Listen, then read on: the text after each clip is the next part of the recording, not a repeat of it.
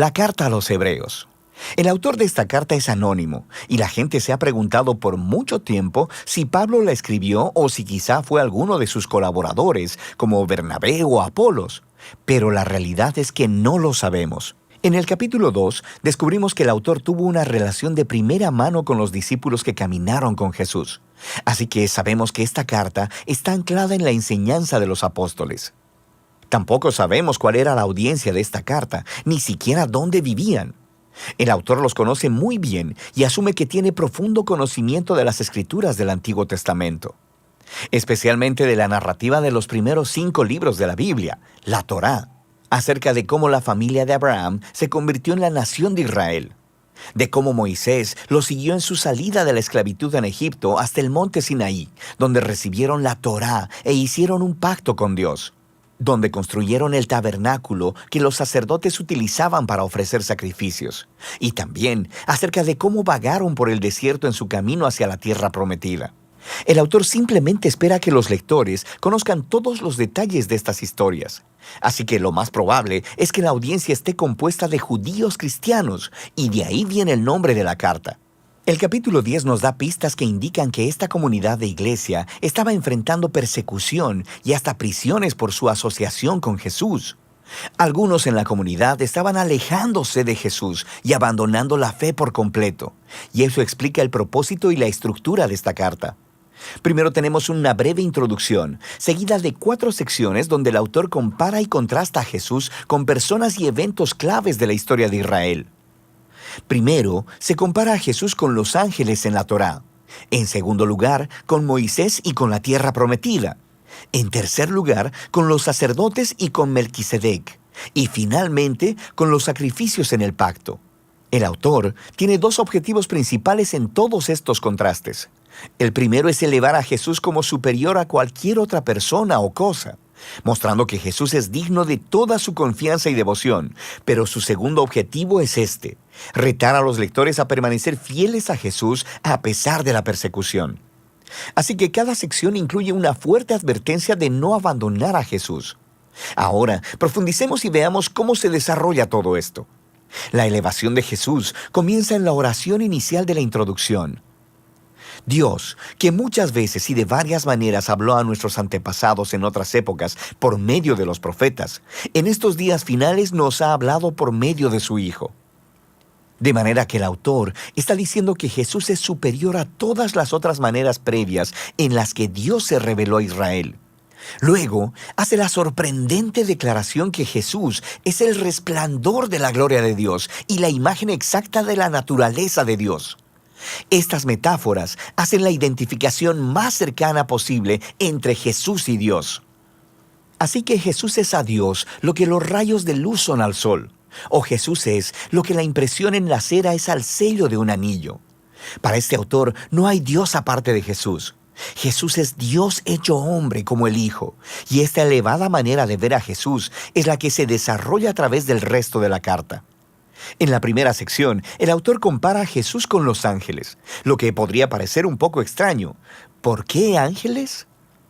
En la tradición judía se enseñaba, basado en Deuteronomio 33:2, que la Torá y las palabras de Dios fueron entregadas a Moisés en el monte Sinaí a través de ángeles. Así que al decir que Jesús es superior a los ángeles, el autor está declarando que Jesús y su mensaje de buenas nuevas son superiores a todos los mensajeros anteriores de la palabra de Dios. De manera que la primera advertencia fluye de este mismo punto. Si Israel fue llamado a prestar atención a la Torá, la cual fue entregada por ángeles, ¿cuánto más deberíamos prestar atención al mensaje que fue anunciado por el Hijo de Dios? Y no solo eso, debido a la condición de superioridad de Jesús con respecto a los ángeles, cuán asombroso es que Él entregara ese estado tan alto para convertirse en hombre, morir y sufrir. En Jesús vemos la gloria de Dios en mayor grado y su gran humildad al Jesús unirse compasivamente al trágico destino de la humanidad. En los capítulos 3 y 4, el autor continúa diciendo que Jesús es superior a Moisés, quien guió a Israel a través del desierto y quien construyó el tabernáculo. Jesús también es el líder del pueblo de Dios, pero en él no vemos el constructor de una simple tienda de campaña, sino de toda la creación. Luego, el autor vuelve a contar la historia de cómo los israelitas se rebelaron contra Moisés en el desierto y perdieron su oportunidad de entrar al reposo que Dios les ofreció en la tierra prometida. Así que aquí viene la segunda advertencia. Si Jesús es mayor que Moisés, ¿cuán mayores serán las consecuencias si nos rebelamos contra Él? Nosotros también estamos en una clase de desierto donde tenemos que confiar en Dios para el descanso futuro en la nueva creación de Dios. Así que asegurémonos de no rebelarnos, como lo hizo Israel en el desierto, y perdamos la generosa oferta de Dios para entrar en su nueva creación. En los capítulos del 5 al 7, el autor compara a Jesús con los sacerdotes que vienen del linaje de Aarón.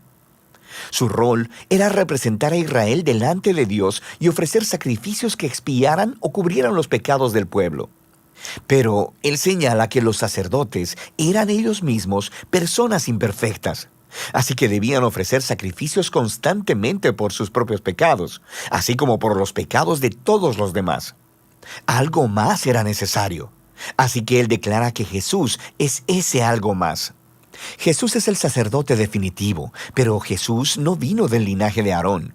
Jesús era un sacerdote según el orden de Melquisedec, ese sacerdote y rey misterioso de la antigua Jerusalén, quien aparece en las historias de la vida de Abraham.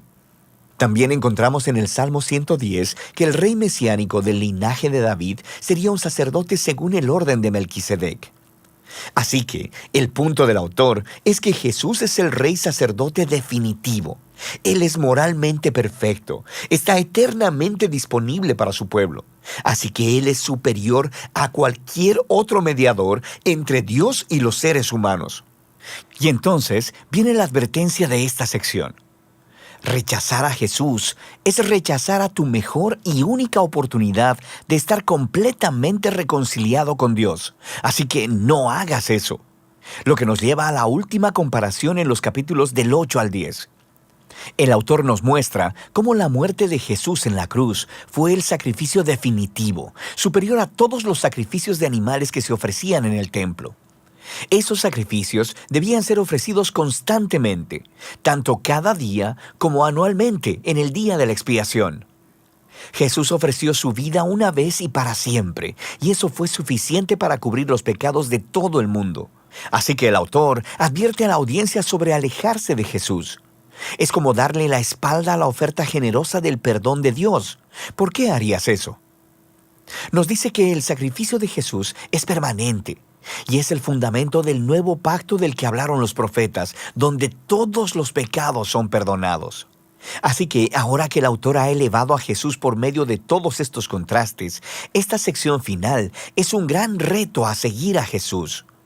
Piensa en el gran panorama. En Jesús han encontrado la palabra misma de Dios. En Jesús tienen esperanza para estar en la nueva creación. Jesús es su eterno sacerdote. Él es el sacrificio perfecto. Así que ahora ellos deben seguir a todos los grandes modelos de la fe que se encuentran en la historia de las Escrituras y deben permanecer fieles a Jesús, confiando que a pesar de cualquier dificultad y persecución, Dios no abandonará a su pueblo. Ese es el flujo de pensamiento básico a través de la carta, la cual al final el autor dice que es una breve palabra de exhortación. Aquí hay algunos otros consejos para leer esta carta. Cuando el autor cite de las Escrituras del Antiguo Testamento, lo cual sucede en casi todas las oraciones, detente y busca las referencias y lee la cita en su contexto original. Y a veces te confundirás, pero en la mayoría de las veces podrás ver conexiones geniales que de otra manera nunca hubieras notado, así que vale la pena el esfuerzo.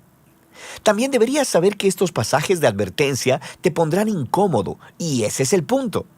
No están ahí para asustarte, están ahí para mostrarte que rechazar a Jesús es tonto, porque Él es asombroso.